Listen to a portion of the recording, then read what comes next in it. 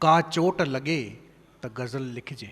हा हा का चोट लॻे त गज़ल लिखिजे, को घाव पचे त गज़ल लिखिजे। गुल गुलशन जा किस्सा छा जा, गुल गुलशन जा किस्सा छा जा, को ख़ार चुभे त गज़ल लिखिजे। मां बि हक़ीक़त ॼाणा थो यार, मां बि हक़ीक़त ॼाणा थो यार, को ख़्वाब टुटे त गज़ल लिखिजे। मां बि हक़ीक़त ॼाणा थो यार, को ख़्वाब टुटे त गज़ल लिखिजे। हाणे ख़ुदि ॾे वापसि वरिजे, हाणे ख़ुदि ॾे वापसि वरिजे, को माॻ मिले त गज़ल लिखिजे। सन्नाटो ई सन्नाटो आ, सन्नाटो ई सन्नाटो आ, आवाज़ ॿुझे त गज़ल लिखिजे। मुर्क चपनि ते ताज़ी ताज़ी, मुर्क चपनि ते ताज़ी ताज़ी, को लुढ़क ॻड़े त गज़ल लिखिजे। मुर्क चपनि ते ताज़ी ताज़ी, को लुढ़क ॻड़े त गज़ल लिखिजे।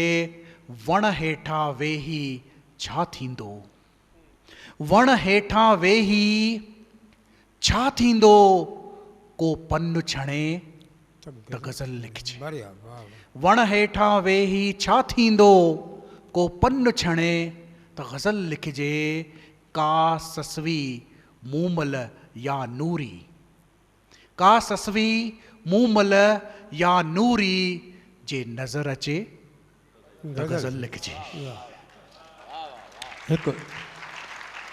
का ससवी मूमल या नूरी, जे नज़र अचे त गज़ल लिखिजे। ऐं चुहिंब तिखी कंहिं कंहिं जज़्बे जी, चुहिंब तिखी कंहिं कंहिं जज़्बे जी, जे हियांव छिले त गज़ल लिखिजे। जे हियांव छिले त गज़ल लिखिजे। को पंहिंजो को धारियो आहे, को पंहिंजो को धारियो आहे, हर भेद मिटे त गज़ल लिखिजे। मुअल मुअल सभु जज़्बा आहिनि, मुअल मुअल सभु जज़्बा आहिनि, को साहु खणे त गज़ल लिखिजे। मुअल मुअल सभु जज़्बा आहिनि, को साहु खणे लिखिजे। आलाण अखियुनि में ॾाढी आ, आलाण अखियुनि में ॾाढी आ, हीउ समुंड सुके त गज़ल लिखिजे। आलाण अखियुनि में ॾाढी आ, हीउ समुंड सुके त गज़ल लिखिजे।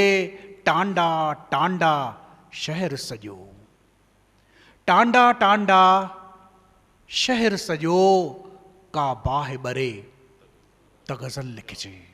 टांडा टांडा शहर सॼो आ, का बाहि ॿरे त गज़ल लिखिजे। हुन जे अख में छा छा नाहे, हुन जे अख में छा छा नाहे, को राज़ खुले त गज़ल लिखिजे। हुन जे अख में छा छा नाहे, को राज़ खुले त गज़ल लिखिजे। हूअ दरिया वटि बीठी आहे, हूअ दरिया वटि बीठी आहे, कुझु होश अचे त गज़ल लिखिजे।